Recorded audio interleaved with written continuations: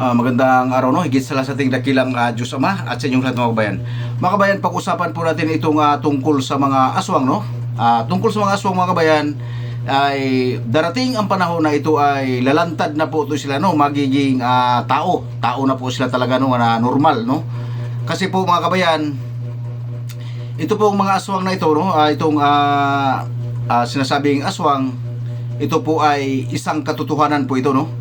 Dahil ito po yung pinakamarami dito sa amin, no, dito sa Mindanao. Ito po yung pinakamarami, no. Ang tunog dito mga kababayan sa gabi, kikik, ko, gumaganyan yan, wak, wak, no. So ganyan yan sa tunog dito sa gabi, mga alas 11, alas 12 ng gabi, no. Ito po, tapos kikik, no. Ito yung pinakamarami dito sa amin. So mga kababayan, ito yung pag-usapan natin, no, sa tungkol sa aswang. Ito po ay darating ang panahon na lalantad to sila, no, makisalamuha na ito sa normal na tao, no. Kasi ito po sila mga kababayan ay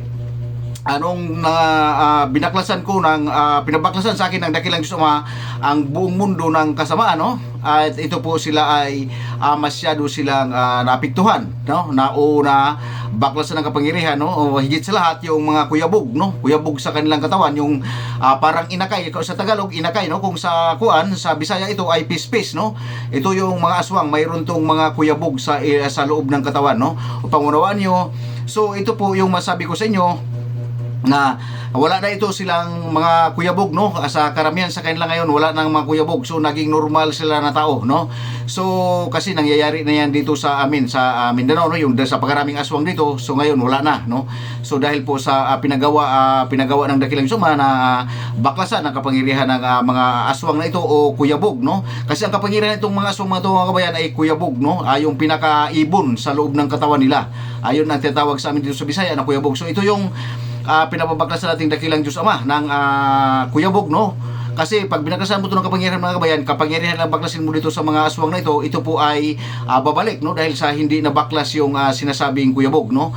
So ngayon, ang ginawa ng Ama, no, ipinabaklasan talaga binaklasan talaga ng dakilang nating Diyos Ama ng kuyabog, no, ang kanilang pagkaswang, no. Ito yung kanilang kapangyarihan, yung kuyabog, no. So ito po yung katotohanan, no. So mga kabayan, unti-unti po itong lalantad, nakisalamuha sa tao itong mga to, no? Kasi po nagbalik tao na po ito, no? Kasi ang pagkaswang mga kabayan, papaliwanag ko sa inyo, ito po ay hindi sinasadya, kung ito po ay nahawaan lang po ng mga original na aswang, no? So nahawaan lang po ito sila, no? Sa pagkaswang. Karamihan dito, no, nahawaan lang, no, kasi ang original nito kukunti lang yung aswang. Pero ganoon pa mga kabayan, yung mga original na aswang nito ay wala na rin po silang mga kuyabog sa katawan. O wala na rin po silang kapangyarihan. So marami na po mga kabayan, no, ang sa aming lugar, dito sa aming lugar ay wala na po talagang aswang na nagpaparinig sa simula noong pinagawa ng dakilang Diyos Ama ang pagbaklas ng mga kapangyarihan nito, no, upang manawaan natin, upang manawaan yung lahat. So mga kabayan, no, pakiramdaman lang natin ang ating paligid, no, sa buong mundo, no. Ito po ay unti-unti na po itong mawawala, no, kasi po ay wala na po itong marami po dito ang hindi po nila kayang ibalik na ang kanilang kapangyarihan dahil po wala na po, no. Wala na po silang kapangyarihan dito, no. Upang maunawaan nyo, kasi po ang pagkaswang po, pangmunawaan ninyo, ito po ay nahawaan lang, no. Hindi tutulad ng isang mga demonyo, no, mambabarang o mangkukulam, na ito po ay mayroon talaga silang libro na kung binaklasan mo, so dasalin na naman nila yun, no. Babalik naman yun, no. Sa pagdating ng 3 araw, babalik na yun, no.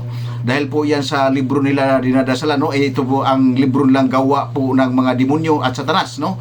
Kaya po ang mambabarang at mangkukulam, ito po ay hindi sila mabaklasan po ng tuluyan, no. Kasi binabalik nila ito. Pero marami din po mga kabayan na kumalas na sa pagkagawain ng mga demonyo, no. Na meron na pong kumalas na iniwan na po nila yung kanilang ganitong gawain, no. So dahil po dahil nga po dati pinaaraw-araw ng dakilang Diyos Ama baklas na kapangyarihan ang mga ito, no. Upang maunawaan ninyo, ngayon tinatamad na maibalik yung iba, no. Tinatamad na nilang ibalik ng kanilang kapangyarihan, dahil araw-araw dati pinabaklasan ng ating dakilang Diyos Ama ng kapangyarihan itong mga to, no? Ang mga barang at mangkukulam, no? So ngayon mga kabayan, sasabihin ko sa inyo katotohanan, no? Wala na ngayon, usang buwan na po akong hindi nang baklas, no? Inoobserbahan ko lang po, no, na hindi ko nang baklas ng kapangyarihan ng kasamaan. Isang buwan na, no, na mga mababarang mangkukulam o ano man, no, ito mga satanas, mga demonyo at si satanas, no. Isang buwan na po mga bayan, hindi ako nang baklas dahil po ay inobserbahan ko, no, kung anong mangyayari sa mundong ito. So mga kabayan, no, hanggang dito lang, no. Magandang araw po sa inyong mahigit sa lahat sa ating dakilang Diyos Ama at sa inyong lahat mga kabayan.